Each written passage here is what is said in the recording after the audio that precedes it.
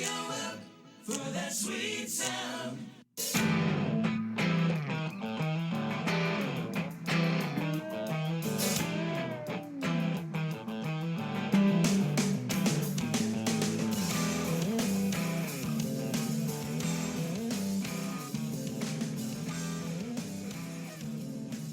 Back in the well after the draft, Monday Night Lights podcast. Brian Piercy here with Troy Otto. Andrew Hedges is on the way, a few minutes late, but we got to get started. So, how you doing today?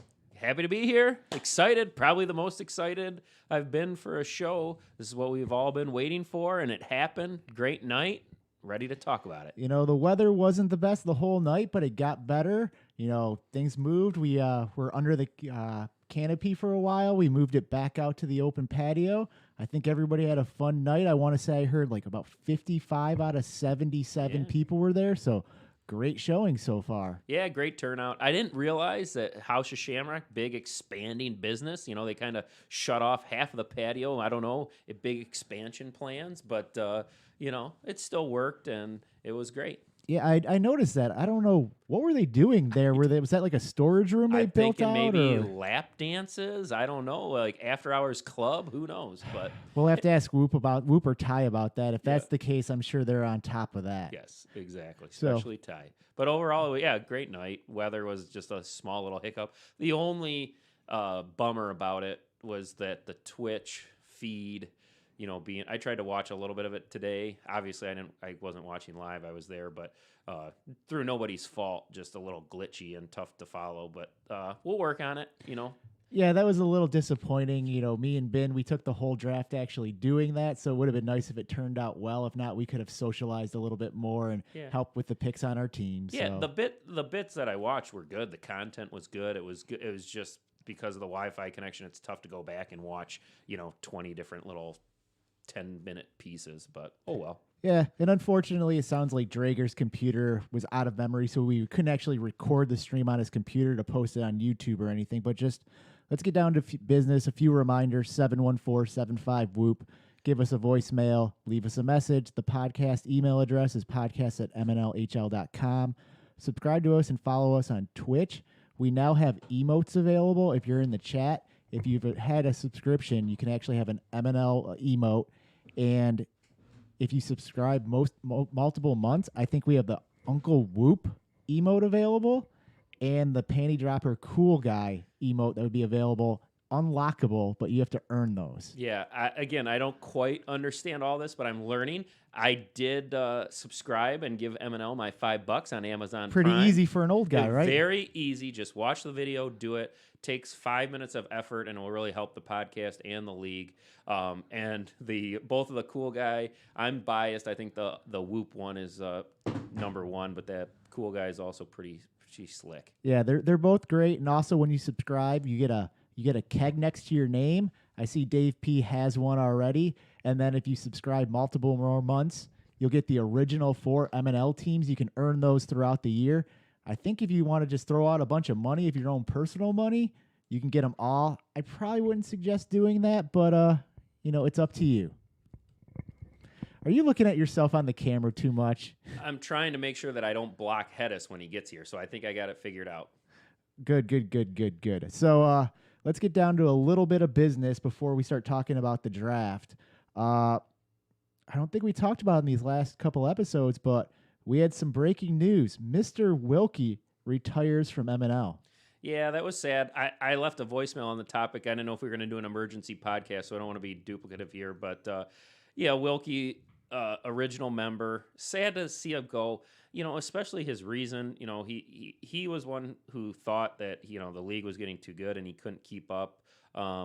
That said, you know, I thought Wilkie was actually, I don't know if Wilkie knew this, but there was a period when I was trying to work a trade with the Nordiques, and I was trying to move up from the 67th pick to the 64th pick for the sole purpose of taking Wilkie, because I had it as part of my strategy to make Wilkie my last player and have him as a competent defender. So it actually, Wilkie threw a wrench in my plans, but sad to see him go. For people that don't know, Wilkie was an original Steeler. The Steelers were a horrifically bad beginner team league out at the Onyx. The original members were myself, all of the Otto brothers, Ryan Allen, Peso Monet, Joe Brennan, Scott Wilkie, and I'm sure I'm missing maybe one person, but we were horrible. But Ryan Allen was on that team. Ryan Allen linked us to the K-Falcons, another horrible team. They were slightly less horrible at the time, but the birth of the Steelers and the K-Falcons is what gave rise to MNL. So Wilkie's part of that tradition, and it's very sad to see him go. Is it true you cut Mr. Wilkie from the OFP team? What? Yes and no. Was Wilkie cut from the OFP team? Yes. Did I make that decision? No. That was a combined decision. Again, we were moving from a beginner league up into a real league, and we were horrible. So in order to just like not lose 25-1, we had to, have a couple people. So yeah, Manny was an original Steeler, and Manny and Wilkie had a little tiff, believe it or not, way back when. I can't remember what it's about, but so Wilkie was left behind, but he stayed in touch. He did the drop-in skates, and then Wilkie was welcomed back with open arms as an original member of MNL. But that is a true story. And he was originally a SEAL, the first keg-winning team ever. So he's got a keg under his belt. Great guy. One more than me. I think we're all sad to see him go. It looks like he's looking to participate in the Monday Night Lights golf outing, which is a good thing as well. So not booting him out of slack or anything like that. So hopefully he'll be around. We'll get a few, shots here and there in the general chat. Yeah, and I haven't had this specific discussion with him or Panny, but obviously eligible sub list, and we'll give him a low ranking. So if your 10th rounder's out, it would be great to see if Wilkie would make a cameo appearance. I suspect and I hope that part of it is, like the drive, because he lives a little, not super far away, but he lives somewhere kind of up in the northern east side. So maybe he just didn't want to make the drive consistently every night. So hopefully he'll grace us with his presence for a little cameo and keep skating somewhere. Yeah, so that was the first shocker of the week. The second shocker of the week was Hal Doherty also stepped down from the league. I personally didn't even know this till the draft was about to start. We're getting ready to broadcast the draft live, and all of a sudden someone mentions Hal's gone. As one of the commissioners / Ivory Tower guys, can you give us a little bit more information on this? I mean, that was, again, all this was happening so fast. It's like, Jesus, it was like one shit sandwich after another. But I don't know I can't remember the exact time, but if the draft was Monday, I think it might have even been Saturday. It was kind of like, we wanted to, just due to, I don't want to bring up any names, but just passing, we really made a push to have everyone to pay that draft fee before the draft.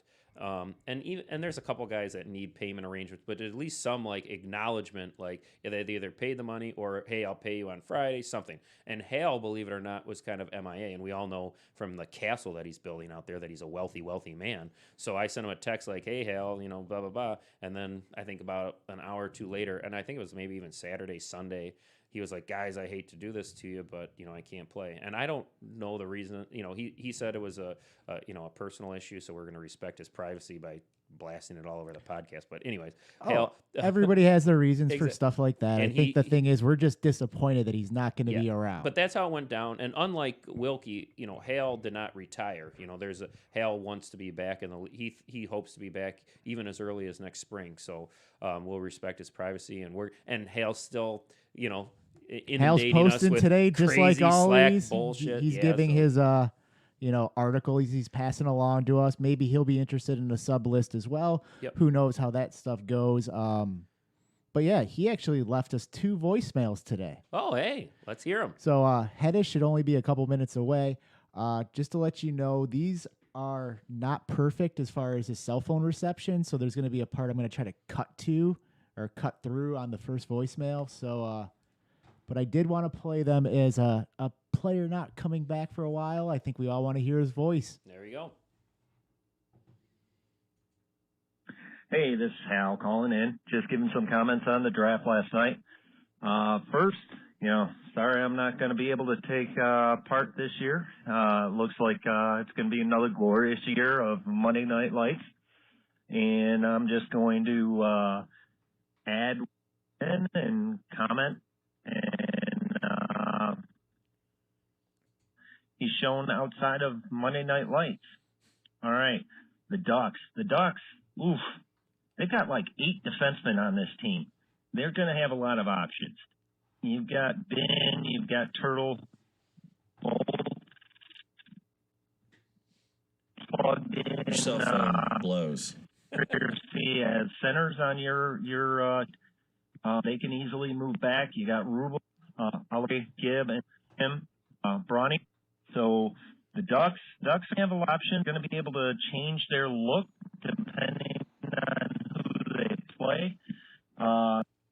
So like I said, voicemail number 1, cell phone wasn't the best. Going over to 2 real quick. I think there's some North Star love or opinions, and it holds up a little bit better. It's a little bit shorter. So let's go to that real quick. Before we play that, I just want everyone to know that if anyone besides Hale Doherty leaves a voicemail quality this shitty, it will not be played. But we are playing this out of respect to, our fallen hero, Hale. But everyone else, come on, make sure you got a signal before you leave a voicemail that shitty. Hey, just finishing up. Okay, so you got the Otto brothers on the blue line also. I'm just going by the assumption that Troy did his homework. He always does. So the guys I don't know fit his scheme. And it'll be interesting to see if this can put him over the top. So that's my take on the draft. Hang on. I'm missing a couple. All right, the Americans. Americans look good. They've got the Proctor. They've got Antioch. Second line's going to be, a little tough. I think Weeble's going to wobble a lot, and they'll get by. Defense looks good. Tigers are, it'll see how the Taylors do. Is how they're gonna take it. So I don't know, Matt. I know Chris, I think the world of him as a player, being his line mate last year. So I think they're going to have a lot of offensive punch there. I think Maki's going to do well in that system. And looking at their defense, it's not bad. They got Matt Lapoudre, which I don't know. I know his brother. His brother's pretty good, and so we'll see how they end up. All right, so that's my take. Your cell phone blows. Hey, that's hard to argue with much of that. Obviously he knows that I do my homework, so I appreciate that. But I agree. Well, I don't want to get too far ahead, but his assessment of the Americans is spot on. They did okay, but we'll get to it a little bit. But that second line is a little rough. The rest of the squad looks pretty good, but we'll see. But I don't want to jump ahead, but just great to hear from Hale, and we wish him nothing but the best, and nice that he's still hanging around.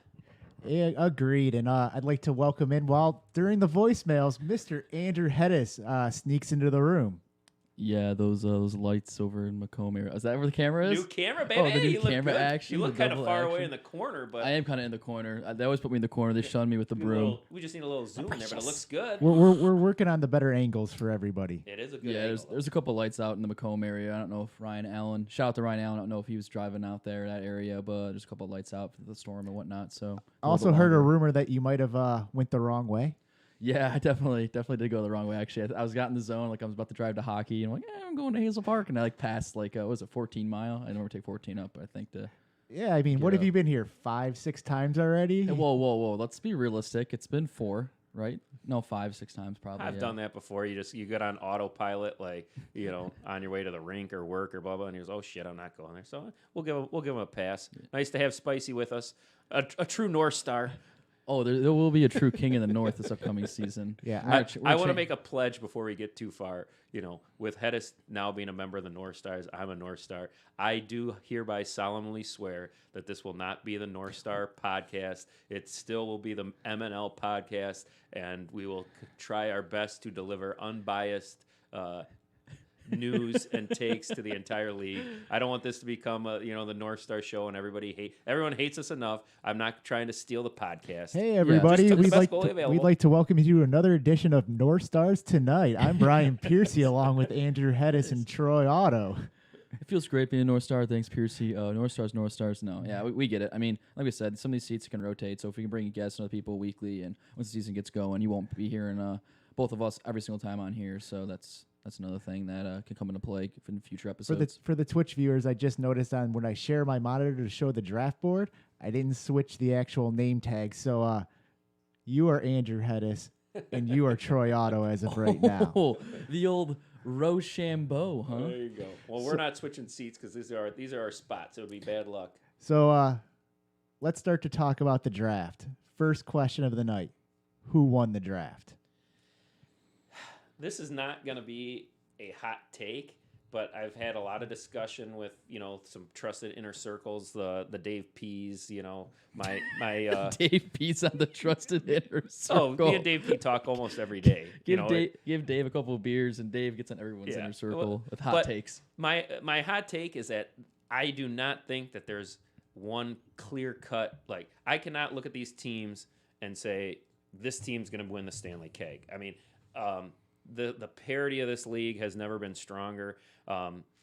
So I do not think that there's one favorite on my short list. I think the North Stars are contenders, but we have some issues. Every team has some holes. I think the Whalers are the deepest team from top to bottom. With the way the draft went, they had, their last pick is Venandi. So I think the North Stars, Whalers would be my top two.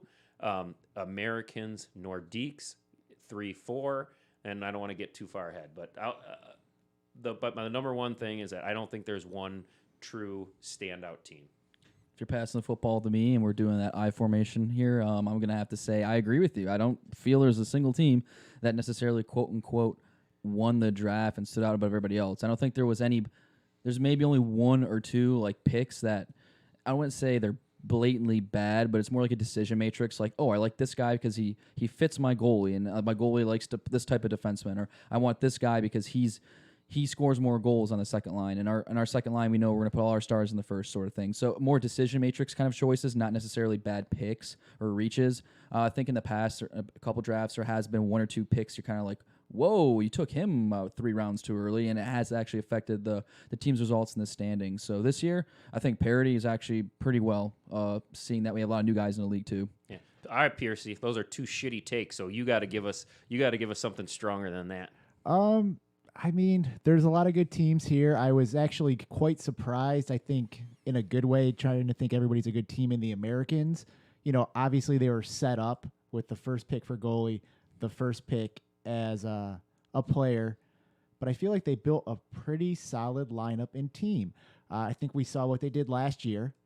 They blew the draft. Yep. Everybody knew their team was going to be horrible last year, and then they made shitty trades to make their team worse. Yeah.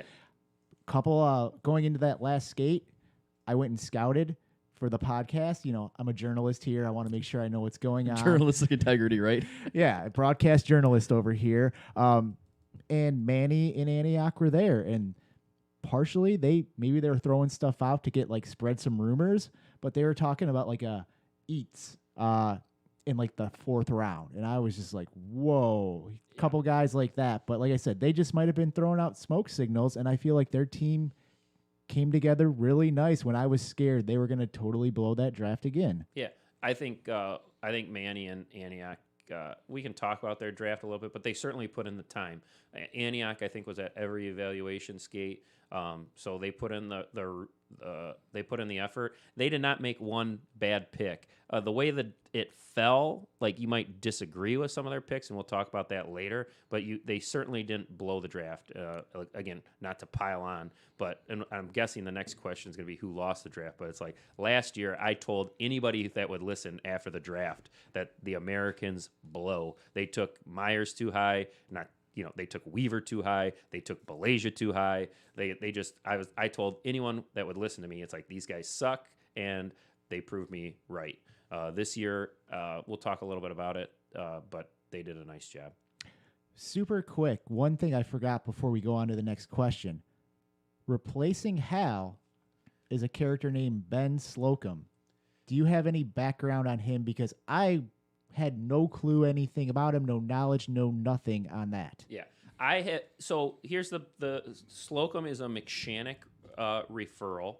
I actually went back and searched my email, He played at our Belfour All-Star Skate a couple years ago. He came to a couple of the Oak Park drop-ins, so I definitely recognize the name. He also played for that emergency version 2 WBW Wednesday night league that was really only attended by Whoop, McShannock, and Q-Tip.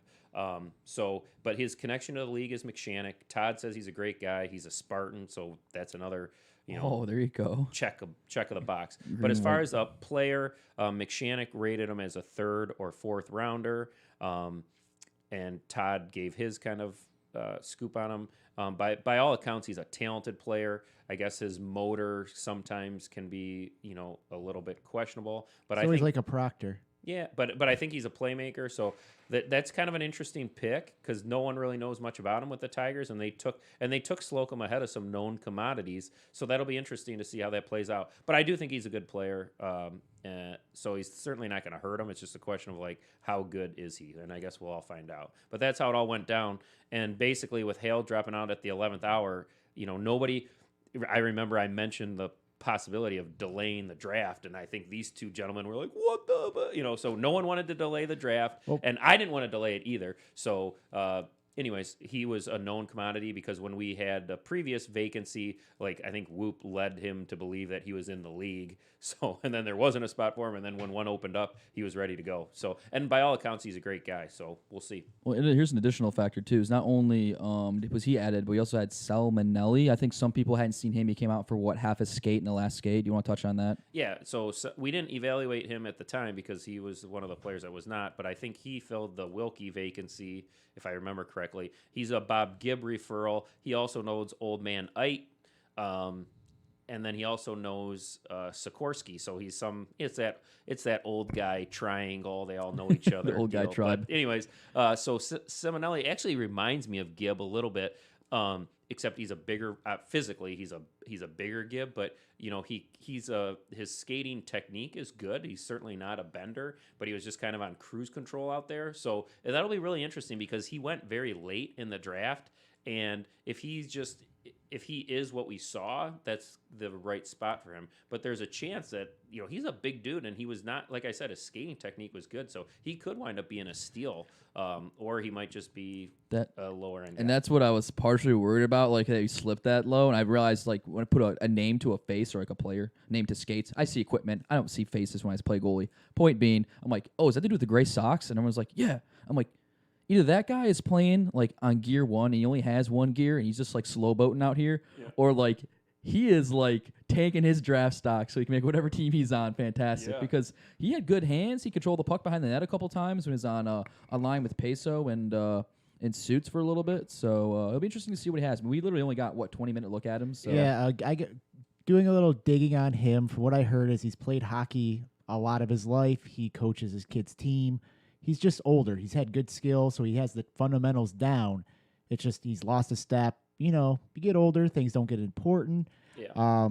So he's just losing a step or two, but it sounds like he's going to be a solid guy who will know what to do with the puck, can do it. He just doesn't move quite as good as he used to. And there's where the Americans took him, there is absolutely no risk. I mean, if he's the player that we saw, he's fine. He got drafted appropriately, and it's all upside. And I will say there's a chance, MNL's special, like you see the guy.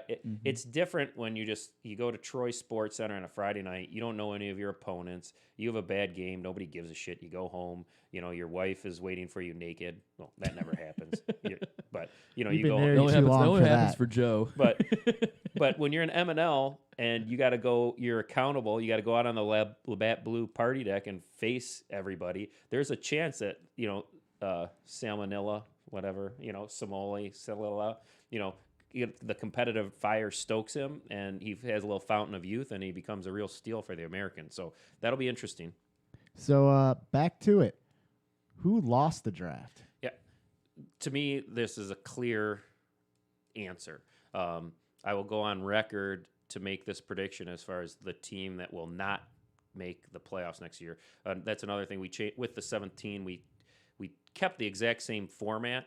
1 and 2 get buys, and then there's a wild card round. But with the seventh team is out, and I think that's great. Last year it didn't have the end of the year didn't have the buzz because everybody was in. So it's as much as it sucks to be on that one team that doesn't make it, it makes the league better because every week counts and someone's playing for it. So Otherwise, yeah, why are you playing like 25 regular season games? Does it mean anything? exactly. Like, it's so frustrating. I really like our format this year. So after 3 minutes of talking, you didn't actually answer the question. I want to. yet. Well, I mean, hold are you? on. Well, here's my question: Are you gonna rank everybody's draft? Or are you gonna No, ask us first? Or Piercy's just got gonna- his questions Okay. first, so I will. But I wanted to just give that detail, and I want to preface this by saying the team that I'm about to pick, in no way is as horrible as the Americans did last year. Like this team, when I say they're not going to make the playoffs, that doesn't mean that they're going to be bad. I think they're right there, but I think clearly the worst team from the draft is the Anaheim Fighting Mighty Ducks. And the reason for that is, the good old Ben, we all love him. I want him to be a North Star. I was targeting him in the 3rd round. And it's not to say it's a horrible pick, but Ben, I think, got drafted a little bit too high again because he's going to be... Now, I do think he's going to pair well with Sugar, and that wasn't their worst pick. Rubel in the 4th round was value. Brawny in the 5th round was value. Then things start going sideways. A little, just a little bit. But Bauer, to me, nice player, but doesn't really do much for me. Then they went Oliveri. The Olive, I love the Olive, but I had Oliveri targeted with my number 53 pick in the 8th round. I believe they took him in the 7th round. So I just think there were other defensemen, and I like Oliveri quite a bit, but I think I would have taken, at least 3 other defensemen ahead of him in maybe the Leroy, Piercy, Brennan. So I think that was a reach. And then Gibb, that pick doesn't necessarily bother me too much. And then just through no fault of their own, then they get kind of Jim Ellis at the end. So when I look at the depth chart that I put up, I just don't see where they're going to have enough scoring punch on the second line. And then I think that their defense is a little bit on the weaker side. I can see that. The Ben pick might have been the worst pick in the draft. We all love Ben, but as far as value goes, there were so many other players. I think Ben was ranked around my 19, 20th, 7 guys, maybe different in points, but I think there's that gap between the skill. I think we talked about this possibly in our mock draft. It's not the curse of Ben. It's Ben being too good of a guy, being too nice, and people overdrafting him because of that. And it happened again. No doubt about that. I think we've talked about Kevin as well, talking about maybe they can motivate him. We see the skill in him, and if he can go, he's going to be a talented player there. My other team, and it's kind of more question marks here, is actually going to be the North Stars. I think it's not about the players they picked. It's more about there's a lot of guys that we've barely seen skate. You picked Suits, seeing him skate once. I know you talked to him, you got a little bit of background on him, but it's very hard to judge it there. The Judge picks a good one, but the Sikorsky, not more question marks there. You just picked a lot of new guys that I don't think we fully know. That's risk reward. It could make you guys break out into the best team in the league, or you could get burned on a lot of those players. Yeah, if I could respond. The Pete Suits, I went back and forth all day. I actually talked to Ty, I think it was Sunday night, and I talked to him, and we hung up with that conversation that, okay, we're going to take Pete, known commodity, it is what it is, and we were going to take Pete. And then I picked up my buddy Gio, drove to the draft, and then we got there. Pete wasn't there. Suits was there. God, I just started talking a little bit, and it was literally like a game time decision to take Suits. And what it comes down to is that I know what Pete is. Okay, there is a chance that Suits is like this much, worse than Pete. But there's a chance that he's better, and I really love what it comes down to is the intangibles. Suits doesn't have his percentage body fat is 0.1. It's Piercy level. He's going to skate his ass off. He's going to go up and down the ice, and we've talked about it. Like I think that Pete, it's an advantage of knowing the league is like Pete knows who he can kind of beat and not beat. But I think Pete over the years has developed into kind of a floater. He floats around the blue line in the defensive zone, and he looks for those those kind of chip and breakaways, and he's Is been that much successful with different? that. Is that really any different than any of the other first rounders in the league? I don't, but I'm telling you, I know that Suits is gonna be a two-way player, and he's gonna skate his ass off. So that was kind of that. And then Judge, I got the background on Judge being like he told me before the draft, he's like, I've been a center my whole life.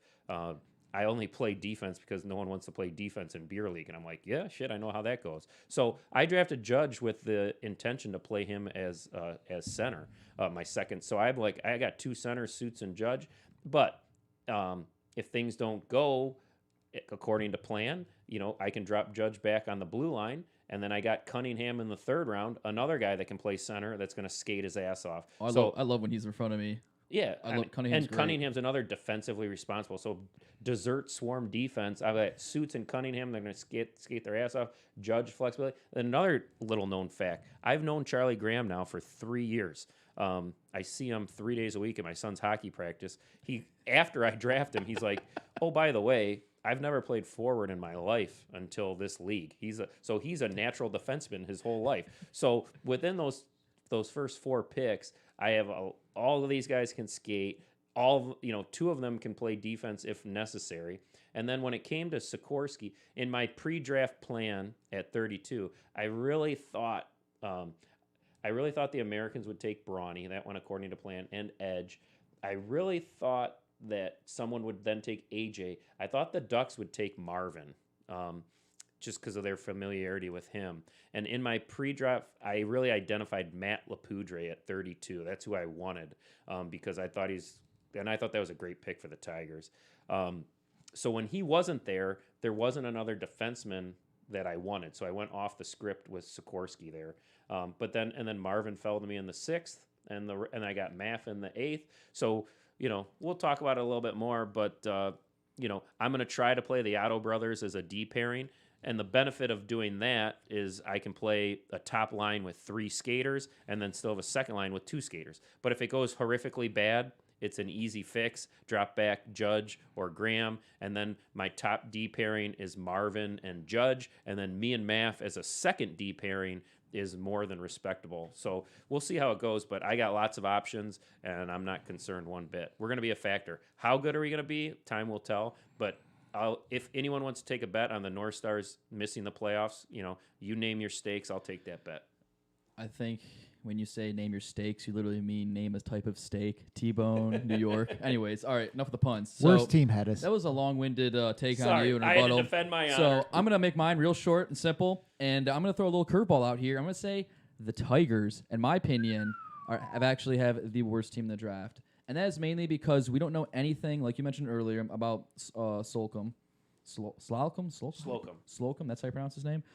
And offensively, their team just, I look on paper, and it's like if you stop the one guy, Matt Taylor, and I feel like you shut that team down because Skillman's going to either have to play himself or Slocum with Matt Taylor. And then the second line just isn't as robust as some other teams' second lines in the league. And then the Aaron Riley's new party lifestyle. He's got a girl. He's going to miss a draft. He's got a new house.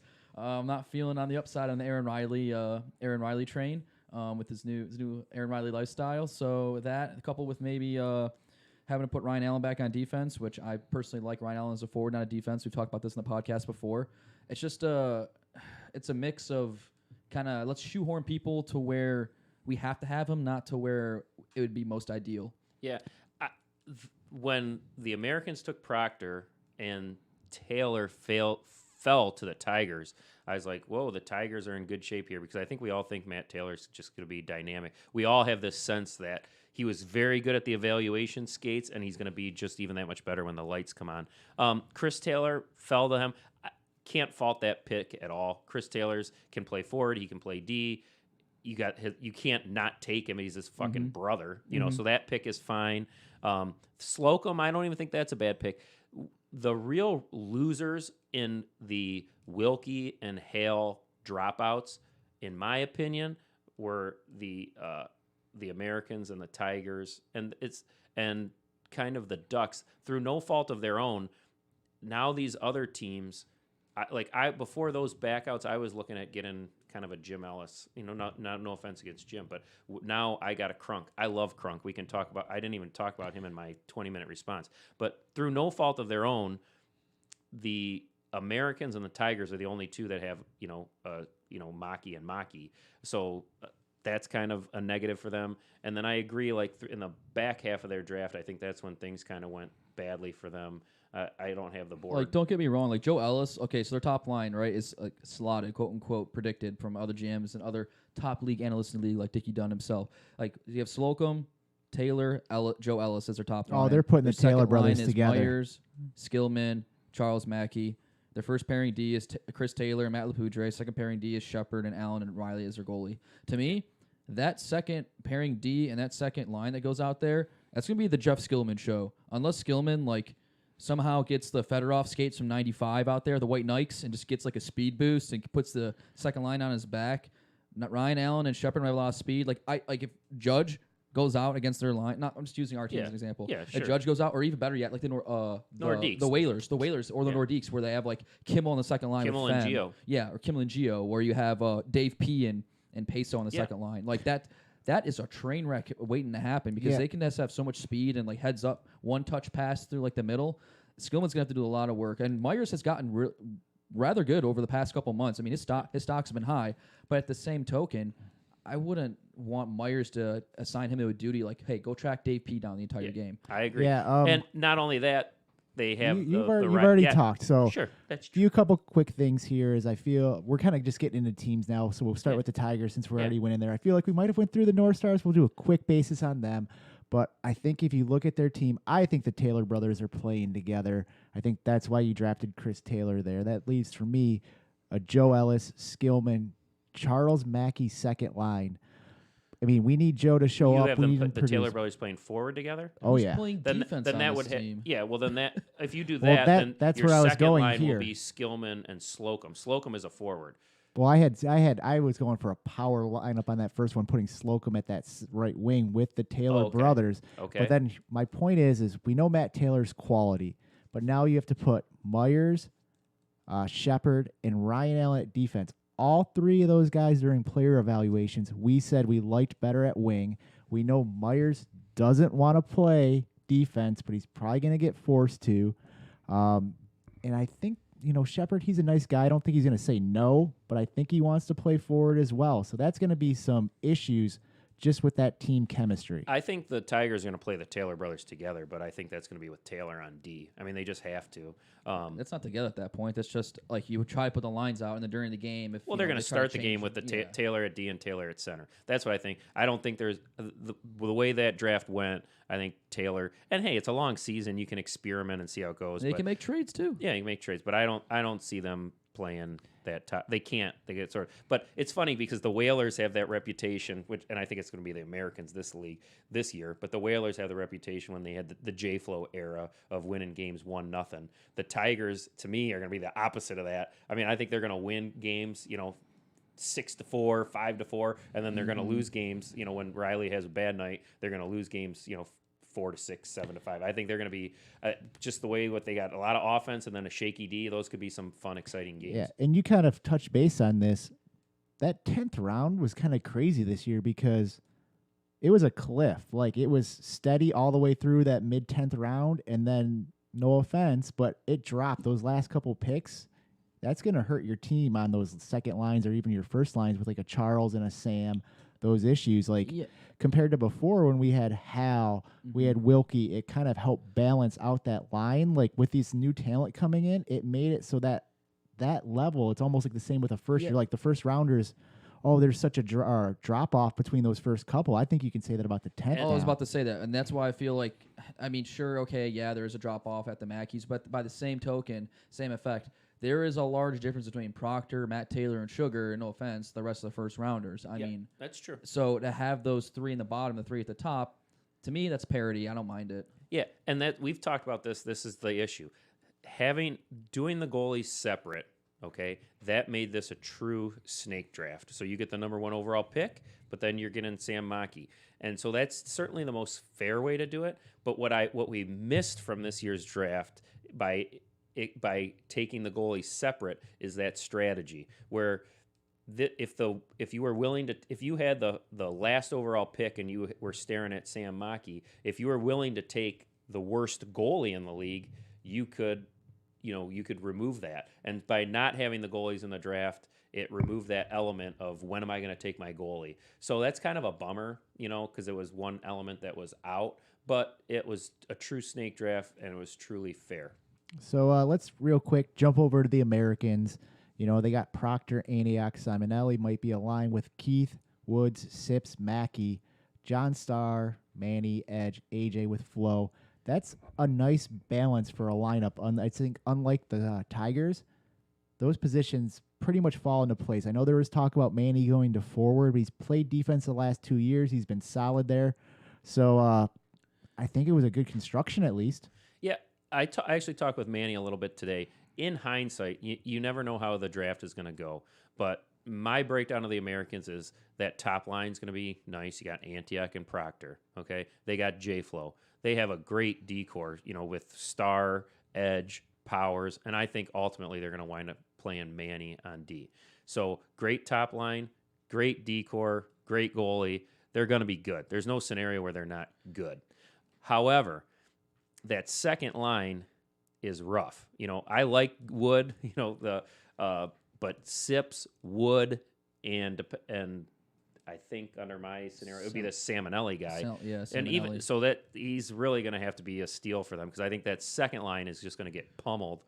Because again, I actually think more so the second line's going to pummel. Yes, I think it's actually they're not even going to be playing that second line like that. I feel like they're going to move Mackey to the second line, play one of those other three guys, the top line, have a true star-studded first line, let Proctor, Antioch, and Wood or Sips or whoever or Salmonelli carry the day, and then just unfortunately throw their second line to the Wolves, kind of like the Deeks did last year with a really good D pairing, and that let J-Flow and the D just kind of get them out of the zone for 2 minutes. And this is the evolution of MNL because a second line of Ciparroni and Wood and whoever, a couple years ago would have been just fine. Yeah, great. But if you look at this year's draft, those guys might be going up against a Gio and a Kimmel, a Dave P and a Peso, a Judge and a Graham. So it's a tall ask. And this is the part of the draft where I said the Americans did not do anything wrong, but with the benefit of hindsight, I think that they should not have taken Starr with that pick.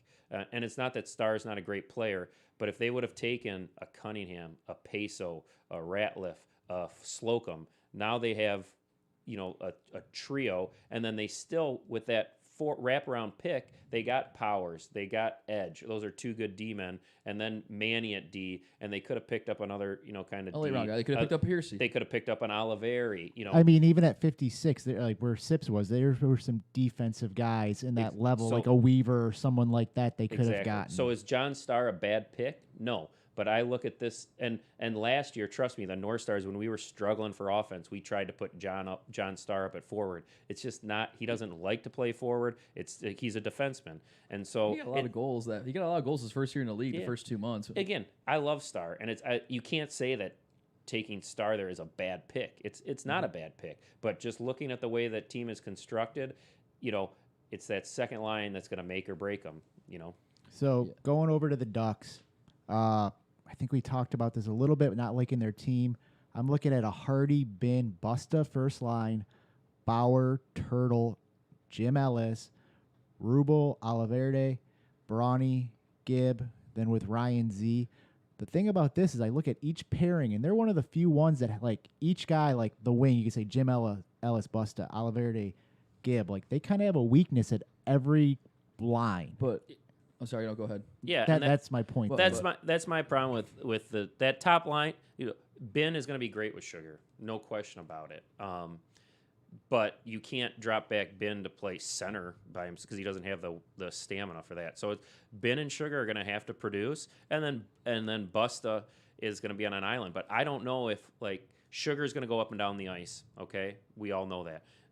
But is Ben going to be able to go up and down the ice? Because he ain't going to get any help from Busta. So we'll see how that top line does. But that's not an issue. That top line will still be effective. And I don't want Ben as my second line center with a Bauer and Jim Ellis. That takes away the he can't carry a line all by himself. Well, he passes it around a lot. He needs to. He can. He can, but he's better when he's dishing and setting people up. And I don't know if that second line has people that are going to finish for correct. him. So if I could finish my breakdown, it's that I don't think the issue is going to be the first line.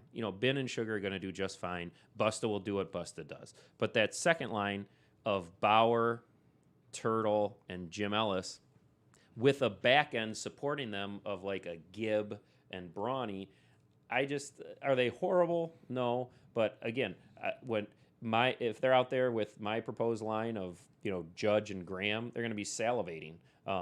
Gio and Kimmel are going to be salivating. So I don't think they have the depth. So again, are they a horrible team? No. Are they going to win games? Yes. Are they going to be competitive? Yes. But they're my team that's going to miss the playoffs because I just think that they're just lacking a little bit. I don't know. So, I mean, you can play Ben in the second line. I mean, if you want to move Turtle up and flip-flop Turtle and Ben, sure.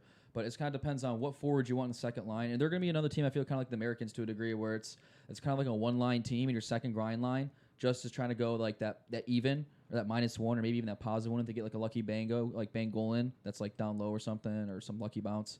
Long story short, I feel like they're going to be the one-line team, and then the second line is going to grind out against other opponent's second line, and their goaltending and their defense is going to have to kind of get them through like a 2-minute, 130-minute shift, and then the first line goes back out and is dynamic. Yeah, but that top line, that's the thing. Every team's top line is good. So are Sugar and Ben going to go out and dominate Proctor and Antioch? No. Are they going to go out and dominate the Taylor brothers? No. Are they going to go out and dominate? Taylor brothers don't play together, right? So it's going to be Matt Taylor and Slocum, right? Exactly. But are they going to dominate them? No. Are they going to dominate Pete and Andy Fem? No. And that second line, I played with Kyle Bauer. When Vertrek got hurt for the North Stars, Bauer was our long-term sub. Nice player.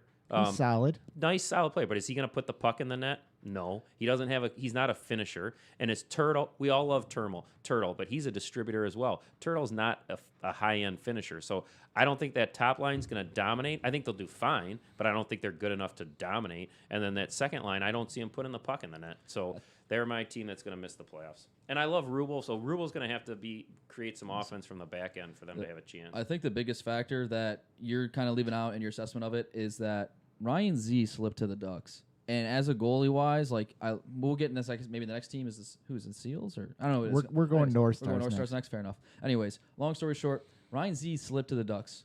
Ryan Z is arguably on that cusp of like top half goalies in the league, bottom half goalies in the league. I feel like he's like that perfect median right now. So like the Ducks, I felt got a better goalie pick than they were kind of expecting. So that may help out their team in the long run and could get them in the playoffs. And where a difference between a player taking like a Bob Gibb in the 8th round, vice like Weaver or somebody else. I think there's a bigger difference in like wins over replacement, whatever the hockey stat is, and WAR. It's not, but there's not WAR in hockey. It's actually has a different acronym name to it. But again, Corsi?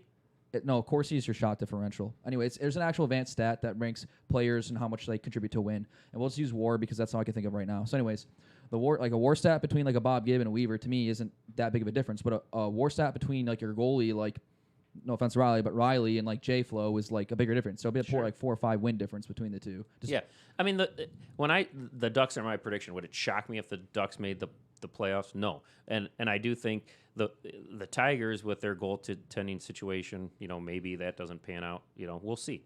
But the Ducks on paper are my least impressive team. Moving on over to the North Stars, we've already talked about them a little bit here on the North Stars tonight, but I won't add too much. I won't add too much to the North Stars. The only thing that I want to talk a little bit about the goal. First of all, the goalie pick, because we haven't talked about that. The difference between Cam and Hedis is kind of razor thin, and I'm very happy.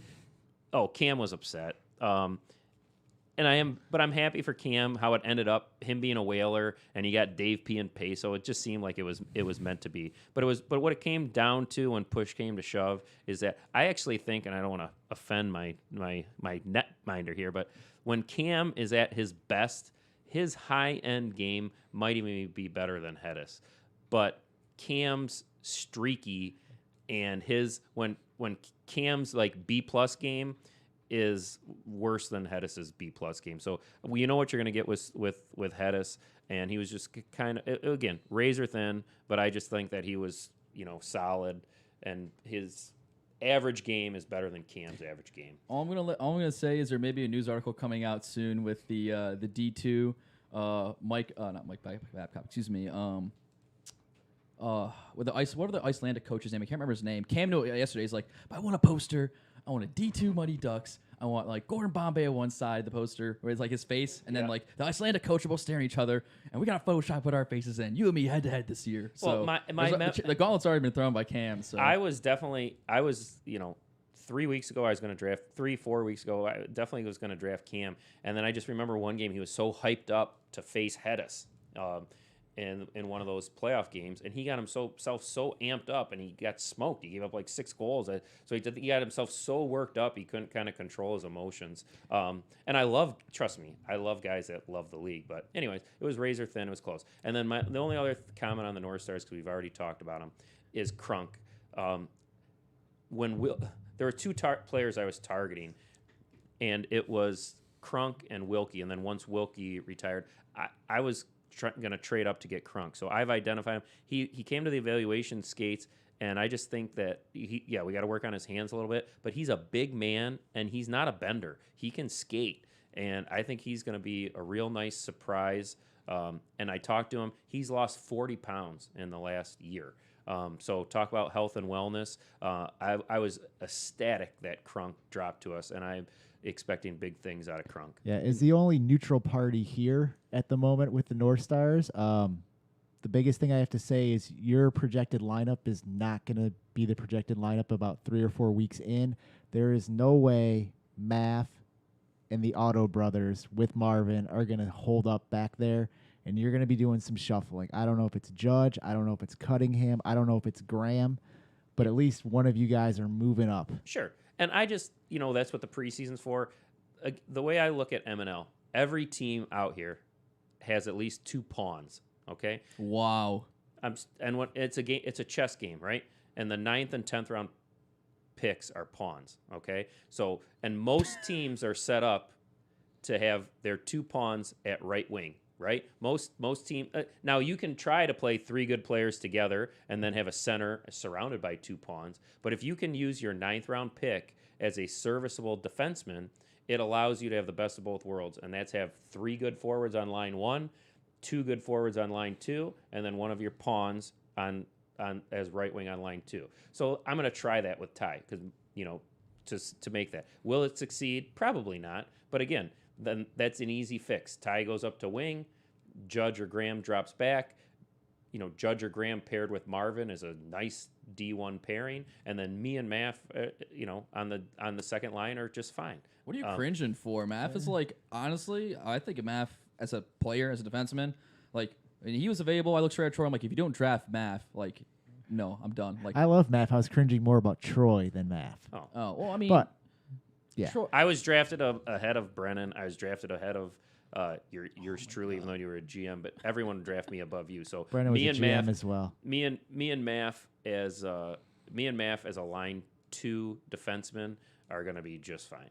So going over to the Seals, looks like we have my projected lineup here. Little tough. Rattler, Pfister, Shawnee, second line, Allensy, Neville, McCracken. Yeah.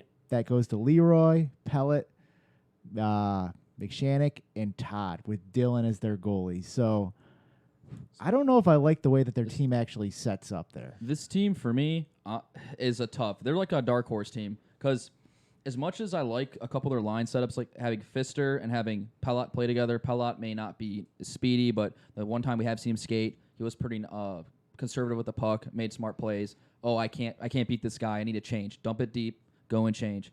And having like having Rattler and Shawnee together with McCracken, I mean, you can split one of those guys up, put him with Pfister. We saw Pfister and the Shawnee combo inside the draft skate, and they were pretty gnarly. I mean, they put a couple past me, so I mean, it's not like they don't have the ability to score. I think the biggest X factor with them is kind of, to me, they took Dylan over Ryan Z, and I like Dylan. Dylan's got he's got the fundamentals. He's played before, and he played before in the E, so I mean. Even if he only played 1 game, I think he said. But point being, I mean, he's played high-level hockey, so he knows he has fundamentals. He knows what he's doing. It's just, can he get those game one of the season, or is he going to grow into those mid-season, or is it going to take an entire year, kind of like Cam's first year with the Deeks? Yeah, I'm not as bent on the goalie selection as you are. McCracken's the X factor. Yeah, well, I'll get, but so Dylan, I think, is going to be fine. Ryan Z's fine. So we'll see how it plays out. I did, by the way, this is like the internet knows. This is a warning for anybody who pumps up their resume. The internet knows everything. So I did Google Dylan Lesnar, hockey DB, prospects. Nothing. There's no record of him playing in the ECHL. I'm not saying it didn't happen, but the other thing too is that the current ECHL now is way different than the old ECHL. It's a much higher league now. So maybe he suited up in one game as the emergency backup. But if you Google Dylan Lesnar, hockey DB, elite hockey prospects, anything, I couldn't find it. So I think there might be guilty of a slight embellishment there. But all that being said, I think Dylan's going to be a fine goalie. The Seals they're the biggest, they're the biggest X factor team. They went a little bit off the board with, I shouldn't say off the board. They drafted who they thought was the best player available, regardless of position. Pellet cannot play defense, so Todd has him projected as a defenseman. He's not a defenseman, so I don't know who's going to be their four defenseman. It's got to be McShannock, Whoop. Collins played defense. Yeah, in the past. Neville's going to have to play defense, but I'm not thrilled with that at all. So, and again, this is here we go with my pawns again. But the advantage that the Seals have by Todd negotiating, getting so overweight and immobile, he was able to negotiate himself as a 9th round pick. And Todd, as a 9th round pick, is a serviceable defenseman. So that gives them the ability to that top line of a Shawnee, Pfister, and McCracken. Like that allows McCracken. He's matched up against a lot of teams. He's going to be matched up against Jim Ellis or Sam Mackey or some. So he's on that top line, and he's just a bonus. So you have Shawnee and Pfister skating their ass off, and McCracken can just snipe. So that has potential to be a deadly combination. And then because you have Todd being able to play defense, their second line still has a Rattler and an Alan Z potentially if Alan Z doesn't play. So that team could be really good. Now, the other hand is that McCracken, he could just be horrible. He might not even dress. He might could not show play. up for 10% of the games. Exactly. Who knows? Him and there was also some speculation that we might have the first ever locker room brawl between teammates. McShannock and McCracken have not gotten along in the past, so that could be a volatile situation. McShannock is a polarizing player in the league. They have to play him as a defenseman, and McShannock. We've talked about it. Hedis is higher than I like McShannock as a defenseman. He could be. He's a dominant player, like physically and skating, so he could be great. And I said on Slack today, anyone who's ever played defense with Whoop, Piercy can testify to this. Whoop loves to stand in front of the net, and he's like, "You go get the puck. You go get the puck." So it could be a match made in heaven because McShannock. My biggest flaw with McShannock when I play defense with him is that he chases the puck. I'm playing left D, and I'm in the left corner with the puck, and McShannock's in my right defenseman, who should be covering me in front of the net, is in my right hip pocket. I'm like, what are you doing? But Whoop's not going to chase the puck in the corner, right? We all know that. That's never happening. So McShannock will go chase the puck in the corner, and he can physically engage with anybody, and Whoop's going to plop his ass in front of the net. So that pairing might work, but I don't know who the other defensemen are going to be. So Neville is a great guy, but maybe his second Neville and Leroy together. I mean, it doesn't spark a lot of confidence. Yeah. So I like the players they drafted where they drafted them. I just don't think the parts fit together that well. Yeah. But I mean, who knows? Maybe they will, and maybe they'll do good. Yeah. I think we're all in agreement. But Kraken is that X factor. If he shows up consistently and can give you a couple hard shifts, he's going to score, and he's going to score a lot. Yeah, as long as you're not counting on him, if you put him in a situation where you're not counting on him to skate hard, he will succeed. Just let him. If he can just float around there and have his couple moments, he'll do fine. But the Seals are a team I could see them winning the keg or missing the playoffs. So our next team on the board is going to be the Whalers. I have their projected lineup as Ait, Serta with Trent, and then Venandi, Dave P, Peso, Piercy, Turnbull, Lepoudre, Weaver with Cam as the net.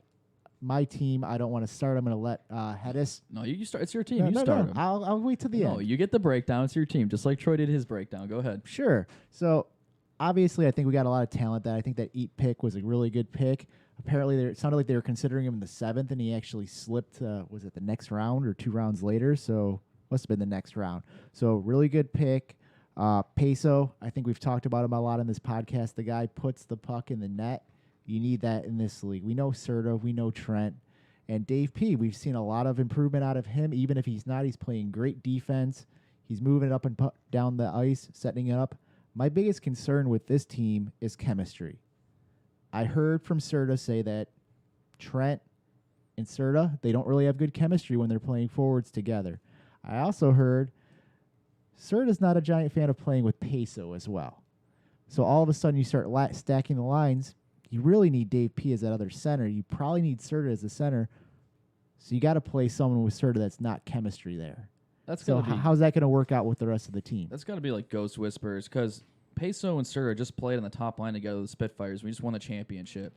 So Serta may, quote unquote, not like playing with Peso for whoever started that rumor, but I don't It's think not that's a rumor. It's not a rumor. That's straight out of Serta's mouth. Oh, okay. Well, regardless, I mean, he may dislike playing with Peso, but it works. That's like being like, oh no, I don't like when red and blue combine together and we get purple because purple's not my favorite color. Okay, well you guys score goals and you guys are dynamic, so you may not like playing with Peso, but just play with them and win. Like, Yeah. To me, the Whalers are the deepest team, the most consistent team in the draft. Using my pawn analysis, they got Jim Weaver, the second to last pick of the 9th And we kept round. talking about those late defensive guys Yeah. that you can put in are going to be solid. The key to the interesting part though here is it's a long season. Like, so if they have a couple things. Weaver is an X factor on this team. If Weaver embraces his role as a defenseman, second line defenseman, Weaver can be successful in that role.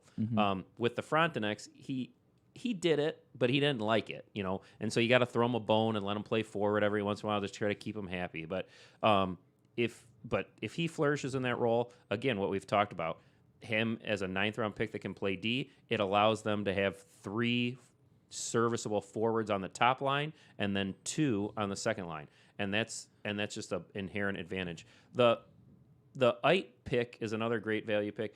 Piercy thought he was drafted too high, but it doesn't really matter. If you look at that mock draft, they probably should have taken.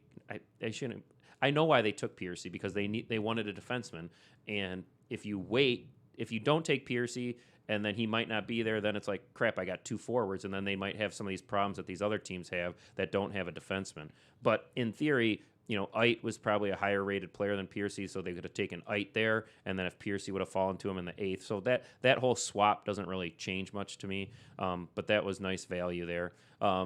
So we'll see. They're a very good team, very deep. There's no scenario where the Whalers don't make the playoffs. They're just a rock-solid team. They have Cam.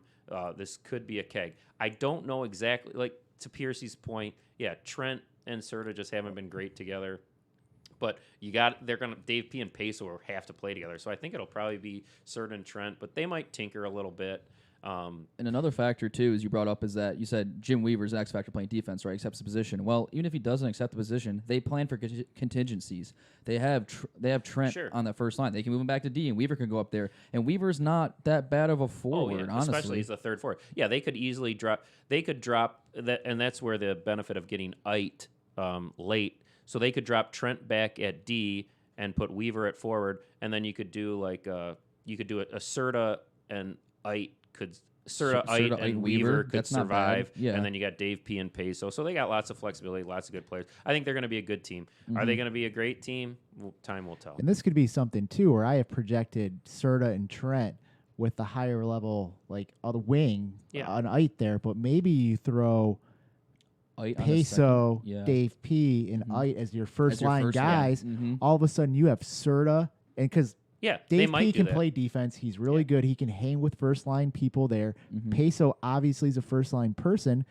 It seems like would be able to handle that. And all of a sudden, your second line, you're rolling a Serta and a Young. That can be scary against some of these other second and lines. that's and I think Serta got a little bone. I think they did that with the Spitfires a little bit. Like Serta played against some second lines, and who doesn't like sniping goals? So Serta's the GM. He's like, I'll put myself in a position to be the hero and play on the second line. Trent and Serta, all their whining in the ivory tower about their draft position, and then they can put themselves on the second line and just snipe goals against Serta and Trent taking on Ciparoni and Wood. It's like good luck with that. So and this shows you even the talent of the league, because Venandi is a 10th rounder, super solid, good pick. It just shows you when you have those size. Not the last couple picks in there, you can get these guys that are value that you don't mind having out on the ice. Yeah, he's got size. He can park himself in front of the net too with that line. So they have flexibility. For me, the Whalers, and they got a back. They got Cam in the backstep. So there's no weaknesses on the Whalers. So when the first question was who won the draft, and I was kind of hemming and hawing, but if gun to my head, Whalers won the draft. Yeah, I think I talked to you about that earlier offline. Yeah, if I had to choose a team that won the draft, I'd probably say it's the Whalers, but there's another team, razor thin edge, that are we gonna pick up next? I think there's only one. Well, left. there's only one team and left. It starts with an N and ends in Deeks. Does. They're a razor thin blade, in my opinion, behind the Whalers. I think they have a So let me fantastic roll team. through this lineup real quick, and then I'll let you start, since it All right, seems sounds like good. it's one of your favorites. We're going to go with an Andy Fem, a Pete, and a Justin Wright, followed by a Kimmel, Gio, and Drago. Defense, we have a Doug Milson with Sawokis, and then Joey Brennan and Drager with Conan Net. Yeah. So to start it off, the big thing here is that I was not necessarily high on a couple of the mid-round defensive picks. I talked to Drager about it. But the big thing that when Drager mentioned was Koner likes his defensemen, not necessarily like certain types of defensemen, pushing guys the outside or moving the puck a certain way. So the reason why they chose Dougie and Suokas there over maybe like a U, for example, or I don't know who else in sixth round, like Marvin, etc., was because Cone and Jeremy's had their little powwow and they came down, and Cone likes to have those guys in front of him. So you can't really argue the defensive picks. The defensive corps overall in the league, while it may not feature like a 1A defenseman like a John Starr or I don't know, like Chris Taylor type, right? Their defensive corps in the league is probably the second or third best defensive corps in the league. It's pretty solid still. And then for me, where I felt they really built their team on a great foundation was they won like the first half of the draft. Their first four picks of Andy Fem, Gio, Kimmel, and Pete. And any combination, you can play any of those guys at center or wing in any combination, and you're going to get by. We have two lines playing against another team's first line, and then your good second line playing against another team's second line. You could stack one line and go like Andy Fem, Pete, and Gio, and then have Kimmel and Dragovich and Wright playing the second line. And Dragovich is a good enough skater to kind of get by against some of the lower teams that have a kind of iffy second lines that are like star dominated. So for me, I feel like the Deeks have a fantastic team. From top to bottom, including the goalie. I mean, Koner, sure, he went 7th overall in the goalie pick, but I mean, if we were drafting goalies, he'd be in that 3 to 5 range, people would argue. So, yeah, I like the Nordiques. I don't love the Nordiques. I don't think you can put them in the Whalers category, and here's why. What we talked about with the Whalers is, again, they have the ability to have a true star line and not destroy their second line. The Nordiques don't. They have Dragovich. They have Justin Wright. They're still set up to be really good, but they're gonna have to play. They're gonna have to play Pete and Fem with Drago, and then Gio and Kimmel with Wright, or some combination of that. They can't get by with a second line that has Drago and Wright. I disagree. Where the Whalers can do that, the Nordiques can't. But Nordiques have a nice team. Cone's a nice goalie. They're gonna have the Andy Fem and Pete combo if they choose, and then Gio and Kimmel. As I think I know Gio pretty well, having been his GM all of last year. He's in a real nice position there. In my opinion, Gio struggles against other teams' top lines. I mean, who doesn't? You're playing against the best players. But Gio excels against the second line when he can kind of just let it rip and skate. When I say let it rip, not his shot, but just his skating. He can scoop up the puck, get some speed going, and I think him and Kimmel will be a nice team. So this is a really good team. I'm not that high on their defense. I was a little. I don't disagree with it. Just kind of like how the Americans, they took John Starr, and now therefore their second line is a little weak. I don't disagree that they went with the they did the opposite. They took the top 4 forwards, and then they got 2 quality defensemen with 5 and 6. I just think they took Sukas over like a Turnbull was available later. Having both of those, I mean, Turnbull's a superior skater to Sukas. So I think and he's more aggressive. I'd rather have Turnbull than Sukas. So nothing on you, Suki, but I'm choosing Turnbull over you. Yeah, I thought the funny thing is when that was happening, I was like, shit. I was like, I might have to take Sukas, even though I told him I wasn't going to take him. But then Marvin wound up slipping. So, I think they took Sukas over Marvin, too. So, I'm a big Sukas fan. I mean, he's been a rock-solid defender for me. But he got taken over guys that are just better than him. Marvin is a better skater, better hockey player than Sukas. Turnbull is a better player than Sukas. And Dougie, arguably, Turnbull and Sukas... Excuse me, Turnbull and Marvin are arguably better than Dougie. But Dougie's a great... I mean... The intangibles of Doug are off the charts, so it's not like those are horrible picks, but I think they could have done better. Yeah, and then you get and then what's after that? Who'd they take with Panny? It was Panny and Brennan. And so again, Brennan, that's a good pick. The only other person you could make an argument would be for Maff, but Brennan, what I like about Brennan is he has the skating ability and the speed that you can play him against another team's top line and they're not going to blow past him. The negative with Brennan is he's gonna cough some up. He's gonna do some ill-advised passes, whatever. But where they got Brennan, that's a nice value for him. He's super motivated because the Whalers took our co-host over him, so that's all good. So I think the Nordiques are set up. They're gonna have a chance to defend their keg before all the ruckus of this league. And the new ads and the this and the that. I thought they had a horrible draft spot because I was going to take Pete, and they were looking at Andy Fem and Darren Cunningham. And now all of a sudden, they got Pete and Andy Fem. So it kind of Pete, Andy Fem, and they have Kimmel and they have Gio. Exactly. So I think the Nordiques are set up to be really solid. So I think I'm probably the lowest maybe on the Deeks. I have them as a middle road team. So I don't think they're horrible. I just don't. There's another team I don't like how things fit together. I thought. In that run of like the Doug and the Adam, I thought they should have went one more forward because you look at it, first of all, they have one center. I don't think Gio's a center. Kimmel's not a center. Andy doesn't like to play center. You might actually have to break up that Andy Pete thing and actually make Andy play center because he's got the wheels for it. So he can get back. He can do that. Mm-hmm. Kimmel needs someone to set him up. I don't think Gio's that. So Pete and Kimmel could work together, I think, on a setup thing, but Kimmel works best to me when he's got 3 solid guys on the ice, where if you would have, instead of a Sawokis or a Doug, you would have got that third guy or that one extra forward there and suffered a little on the defense, you could have had 3 really top-line guys on a line with Kimmel, and I think he would have exploded. I think he's going to struggle with how the lines are going to be paced out right now. Yeah, if they flip, go ahead. You're onto something because I mean, the thing with Pete, the reason that him and Andy Fem do well together is because Pete's he gets the puck, he's going north-south, okay? He's not really creative in the sense that he's going to like peel back and then hit the late man, okay? So Pete's going north-south and Andy Fem can keep up with him, okay? So that's why they had some initial chemistry. And you cannot go Justin Wright and Drago on a line together. I'm sorry. No, I don't know. I disagree there. If you let me finish my thought. So Andy Fem and Pete can be fine. But I tend to agree with you. Like Gio's not a center. Now we tried to play him at center one time, can't do it.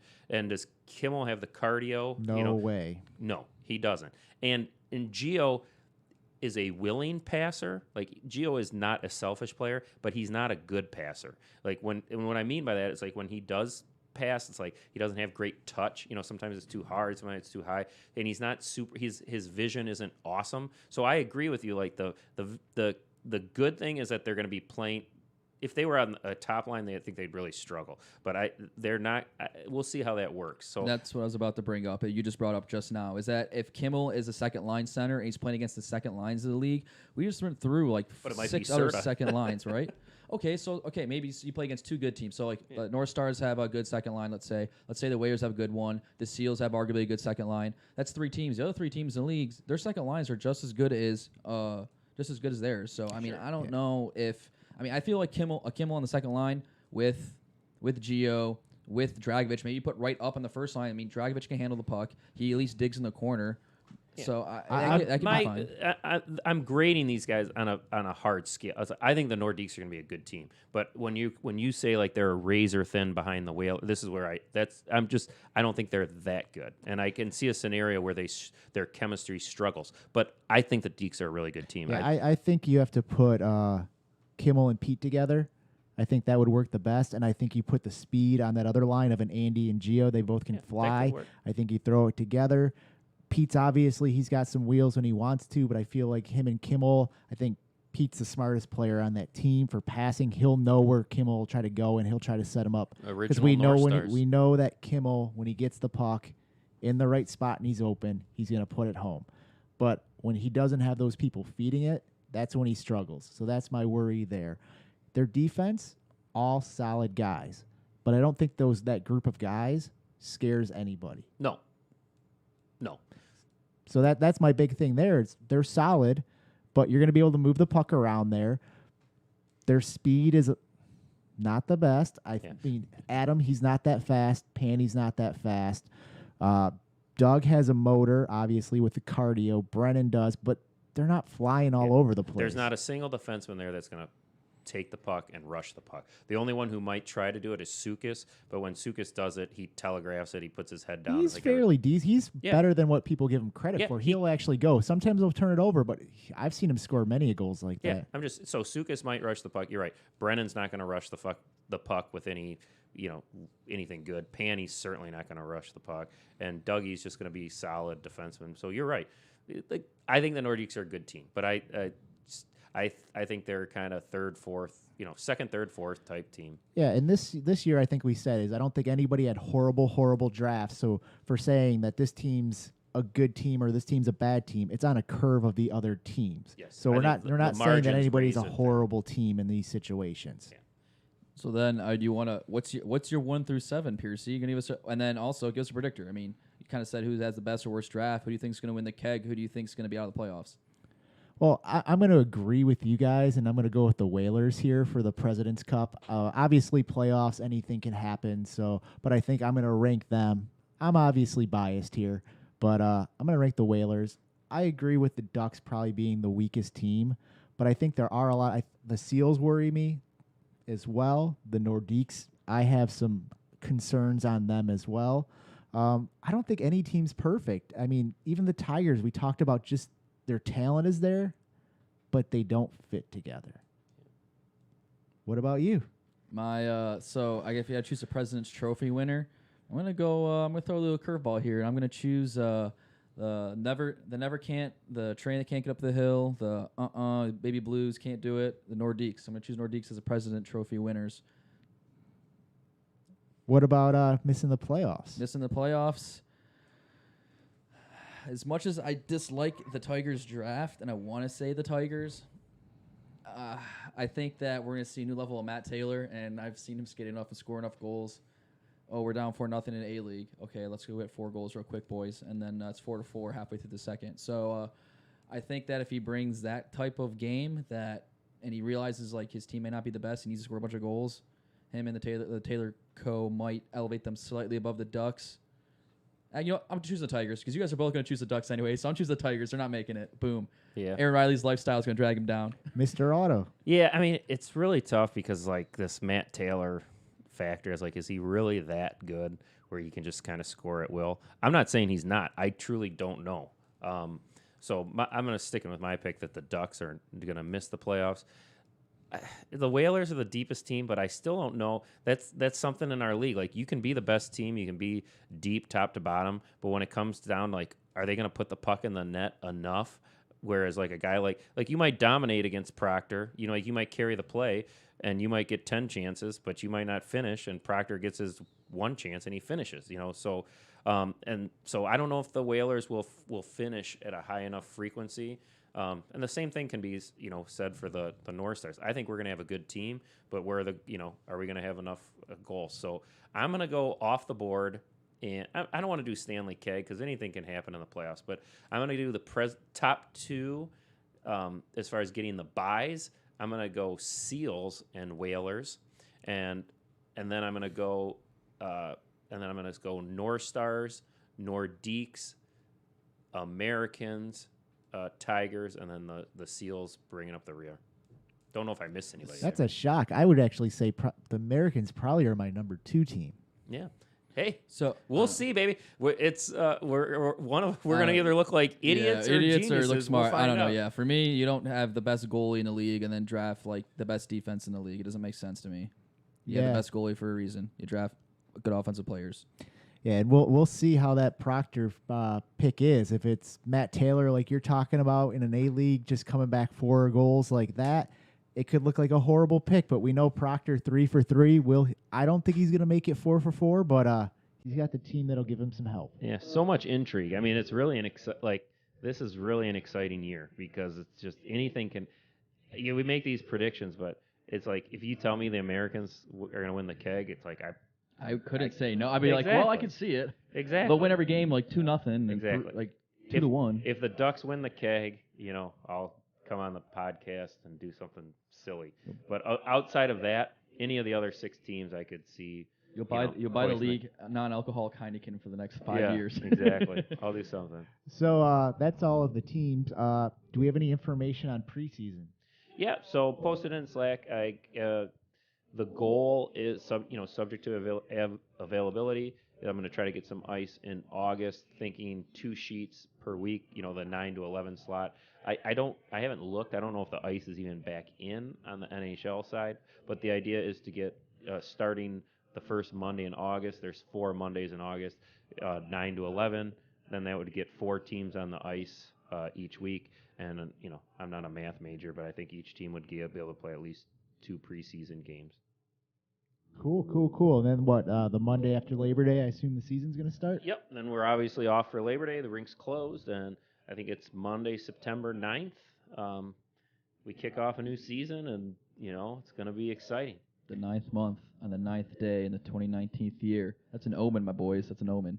Yeah, so obviously that gives us well over a month until the season, month and a half before the season starts. I'm not sure if we're going to be doing this every week from then, what we're going to talk about. We're going to have to talk about that. If you have any ideas of what we could talk about. I got a couple pitches from Justin Wright as well as a few other boys in the league, and as well we didn't talk about any X Factor. We didn't talk about any steals in the draft or anybody that was over or underdrafted. So there's still some content we can put out. Yeah, it might not be a bad idea to use this time. And I don't know if we take a little hiatus. We can probably have a little bit more content. We're kind of like best pick, worst pick, to do something. But it might be some time to branch out and maybe cover, a topic that might, outside of MNL. I don't know what that will be, but maybe something like that. And then in August, once we have some preseason games, that'll give us, plenty to talk about. But maybe with these next 2 shows, if someone has an idea, maybe we do an NHL preview. Maybe we get, Maff and Ty on here, and we do a PragerU versus, whatever. Justin, one of Justin's ideas was to get 4 people together and redraft the first year of the league and see how the teams end up. There's another idea to possibly. I'd like to do something a little bit more mainstream that might captivate some non-MNL. We want to entertain the MNL folks, but maybe broaden the reach a little bit. Just get a beer bong in the scorekeeper box through the scorekeeper hole. We could do that. But if anybody has any I was ideas, going to say, I like just having the ideas thrown to us. So if you have ideas, send us an email, podcast@mnlhl.com. Yeah. We'd love to hear those, be able to branch out. It's nice to kind of keep that momentum going every week. We're at about an hour and 23 right now. They don't necessarily have to be this long. We don't have as many topics. Maybe we do 40 minutes or something, half hour. Yeah. Who knows? I don't want to just have us talk to talk. Yeah, we could do, again, we might be able to do some NHL kind of off season. We could do some Red Wing stuff. We could do, it's kind of a dead season for sports. Baseball's kind of boring. I don't think that'll do it. But anyways, anything that people would find interesting other than, Twitch video games. You guys can do a video game segment, but that might be the week that I take off and spend with my family because I'm useless. Unless you want to talk, NCAA College Football 2001, NHL 95, Madden 99, but anything, Sega Genesis, baby. Don't date yourself here, boys. Come on now. But Hey, we're old men right here. in any event, But yeah, so we'll look into figuring that out. Any suggestions, let us know. Remember to follow us on Twitch, subscribe as well. We got Do the Amazon Prime thing, please. It doesn't take much effort, and the idea here is that if we, we're doing this because it's fun, we like it, obviously, but it would be nice if we could. It's free money, and and it would help the league. It's like we're not going to be paying Piercy a salary. I've already negotiated my salary and it's already been paid, but other than that, anything above my salary will then go into the league. Well, I mean, we paid you a salary. You didn't win your negotiation battle to say the MNL podcast featuring Troy Otto. You settled on the money just, so I did win a battle there. There you go. Do you have All right, anything else, boys. Hedis? I got nothing. I got nothing else to add. It's the Troy Otto show, so we'll just. Anyways, until next time, I think we're over.